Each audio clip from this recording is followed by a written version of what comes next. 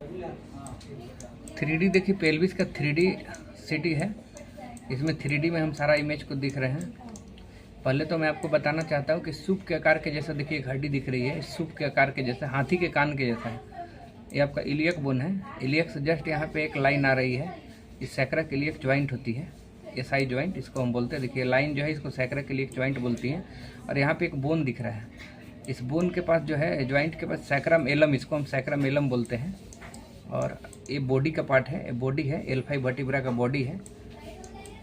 इसको हम transverse process, नीचे ट्रांसवर्स प्रोसेस दिख रहा है। और एक कैनाल दिख रहा है, देखिए सैक्रम कैनाल, सैक्रम हड्डी को जो ब्लड सप्लाई करती है वर्टिब्रा का कैनाल दिख रहा है, सैक्रम कैनाल दिख रहा है। बीच में यहाँ पे आइएगा तो पीबी सिम्फेसिस का ज्वाइंट दिख रहा है, दो हड्डियाँ पीबी सिम्फेसिस का।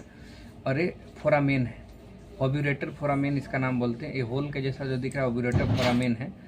अब हम मुद्दे की बात ये करते हैं कि ये आपका एसिटाबुलम है। एसिटाबुलम रूफ दिख रहा है, जो गड्ढा दिख रहा है एसिटाबुलम रूफ है। और उसमें फंसा हुआ जो है बॉल है, इसको बॉल बोलते हैं। Ball and socket joint hip में होता है, ये बॉल आपका दिख रहा है।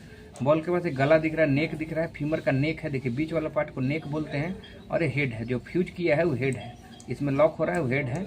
और यहाँ पे जीटी बन रहा है, देखिए जीटी का मतलब ग्रेटर ट्यूबरोसिटी होता है। और इसके साइड में कीजिएगा तो नीचे एलटी, देखिए दो पार्ट होता है, फीमर में दो पार्ट होता है। एक जीटी हो गया, नीचे में एलटी हो रहा है। एलटी मतलब लेजर ट्रोकोंचर, जीटी मतलब ग्रेटर ट्रोकोंचर, दोनों ट्रोकोंचर है। फिर हम जैसे हम घुमाएंगे तो देखिए कुछ फ्रैगमेंट टूटा हुआ फ्रैगमेंट बोन का टूटा हुआ। तो ये कहाँ टूटा हुआ है वो मैं आपको बता रहा हूँ। पीवी सिम्फेसिस के पास देखिए यहाँ ऊपर में एंटीरियर वाल टूटा हुआ है, पीवी सिम्फेसिस का एंटीरियर वाल टूटा हुआ है। और कुछ यहाँ पे लेफ्ट साइड का इलियक बोन का भी हड्डी टूटा हुआ है, लेफ्ट साइड का इलियक बोन का हड्डी टूटा हुआ है। अब जैसे घुमाते हैं तो यहाँ तक एक कैविटी दिख रहा है। एसिटाबुलम का कैविटी कैसा दिखता है वो मैं दिख रहा है, देखिए ये कैविटी है पूरी तरह से कैविटी। इसी में हमारा बॉल फंसा हुआ रहता है, आपका बॉल जो है हिप का बॉल फंसा हुआ रहता है कैविटी में। और ये आपका देखिए बॉल यहाँ पीछे से पोस्टेरियर फोसा में, मतलब पेल्विस के पीछे में आपको बॉल आ गया है, बॉल आपका पेल्विस के पीछे में आ गया है। तो ये पीछे आने के बाद फिर आपको और मैं अगर दिखाना चाह रहा हूँ तो इसमें मैं दिखा पा रहा हूँ आपको यहाँ पे अगर देखिएगा तो पोस्टेरियर फोसा में मैं कुछ पार्ट आपको दिखा रहा हूँ इसमें।